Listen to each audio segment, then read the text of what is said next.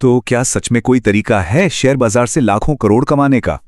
देखिए, ज्यादातर लोग क्या करते हैं, पीई रेशो देखा, बैलेंस शीट पर नजर मारी और पैसा लगा दिया।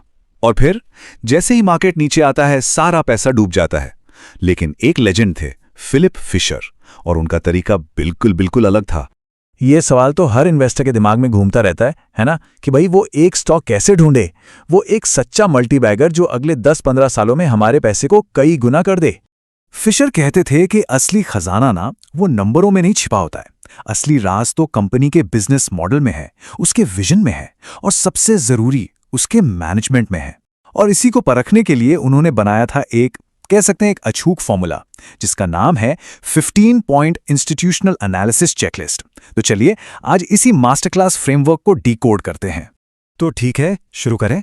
सबसे पहले देखते हैं फिलिप फिशर के वो शुरुआती नियम जो असल में किसी भी कंपनी की ग्रोथ की नींव होते हैं।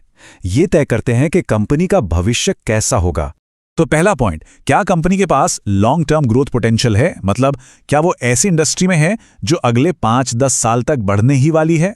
दूसरा पॉइंट, क्या कंपनी लगातार इनोवेशन कर रही है, नए प्रोडक्ट्स ला रही है, क्योंकि देखिए जो कंपनी नयापन नहीं लाती ना, वो तो मार्केट से बाहर हो जाती है, सीधी सी बात है। और तीसरा पॉइंट, रिसर्च एंड डेवलपमेंट, क्या आर&डी कंपनी की असली ताकत है, क्योंकि एक टॉप क्लास कंपनी हमेशा फ्यूचर टेक्नोलॉजी पर पैसा लगाती है, रिसर्च करती है। अब देखिए, सिर्फ एक अच्छा प्रोडक्ट बना लेना ही काफी नहीं होता, सही है ना, उसे बेचना भी तो पड़ता है। इसीलिए आता है पॉइंट नंबर 4, क्या कंपनी की सेल्स स्ट्रैटेजीज और डिस्ट्रीब्यूशन नेटवर्क में दम है। और फिर आता है पॉइंट नंबर 5, क्या कंपनी का प्रॉफिट मार्जिन स्टेबल और हाई है, मतलब एक मजबूत कंपनी हमेशा अपने कॉम्पिटिटर से ज्यादा कमाती है और उस कमाई को बनाए भी रखती है।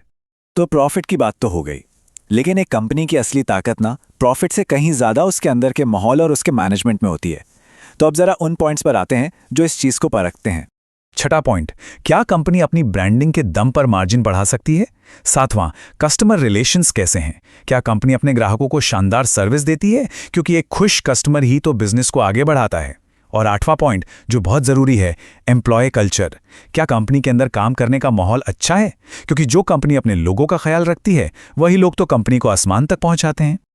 और अब आते हैं सबसे जरूरी चीज पर, मैनेजमेंट की क्वालिटी। पॉइंट नंबर 9 एक बहुत ही सीधा और जरूरी सवाल पूछता है, क्या मैनेजमेंट ईमानदार है, क्या वो छोटे इन्वेस्टर्स का ख्याल रखता है। क्योंकि देखिए, अगर मैनेजमेंट में खोट है तो उस कंपनी से तो हमेशा दूर ही रहना चाहिए। और 10वां पॉइंट, एडेप्टेबिलिटी, क्या कंपनी इंडस्ट्री में हो रहे बदलावों जैसे कि डिजिटल चेंजेस के साथ खुद को तेजी से बदल पाती है। चलिए अब हम आ गए हैं आखिरी कुछ क्वालिटी चेक्स पर। यह सेक्शन कंपनी के पैसे को लेकर समझदारी और उसकी फ्यूचर प्लानिंग के बारे में है। 11वां पॉइंट, कॉस्ट कंट्रोल, मतलब जब मार्केट खराब हो तो क्या कंपनी अपने फालतू के खर्चे रोककर प्रॉफिट बचा पाती है। और 12वां, कैपिटल एलोकेशन, इसका मतलब है कि कंपनी जो पैसा कमा रही है, क्या मैनेजमेंट उसे समझदारी से सही जगह पर दोबारा इन्वेस्ट कर रहा है या नहीं। अब आते हैं आखिरी 3 पॉइंट्स पर। 13वां, इंडस्ट्री में कंपनी की रेपुटेशन कैसी है। 14वां, क्या लीडरशिप विजनरी है, मतलब क्या वो सिर्फ अगले 3 महीने का सोच रहे हैं या अगले 10 साल का। और सबसे आखिरी 15वां पॉइंट, ट्रांसपेरेंसी, क्या कंपनी अपने शेयर होल्डर्स के साथ पूरी तरह ईमानदार और पारदर्शी है। तो ये थे वो 15 पॉइंट जो एक आम कंपनी और एक महान कंपनी के बीच का फर्क बताते हैं। लेकिन अब सवाल यह है कि इस ज्ञान का इस्तेमाल कैसे करें। चलिए इसे एक बहुत ही सिंपल स्कोरिंग सिस्टम में बदलते हैं, जिसका नाम है फिशर क्वालिटी स्कोर। ये बहुत ही आसान है, बस अपनी कोई भी पसंदीदा कंपनी उठाइए और इन 15 सवालों पर उसे रेट कीजिए। हाँ के लिए एक टिक और ना के लिए एक क्रॉस। अब स्कोर को समझिए। अगर स्कोर 13 से 15 के बीच है तो ये एक एक्सेप्शनल क्वालिटी कंपनी है। समझिए, इसमें कंपाउंडिंग का जादू चलाने की पूरी ताकत है। अगर स्कोर 10 से 12 है तो ये एक गुड क्वालिटी कंपनी है।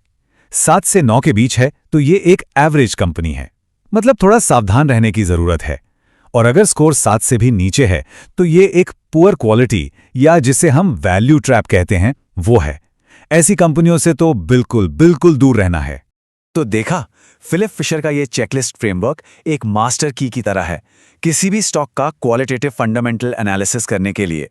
तो अब बारी है इस पावरफुल फ्रेमवर्क को काम पर लगाने की। तो अब सवाल ये है, आपकी वॉच लिस्ट में ऐसी कौन सी कंपनी है जो अगली मल्टी बैगर बन सकती है? इस 15 पॉइंट चेकलिस्ट का इस्तेमाल कीजिए, अपनी पसंदीदा कंपनी का विश्लेषण कीजिए और उसका स्कोर नीचे कमेंट्स में जरूर साझा कीजिए।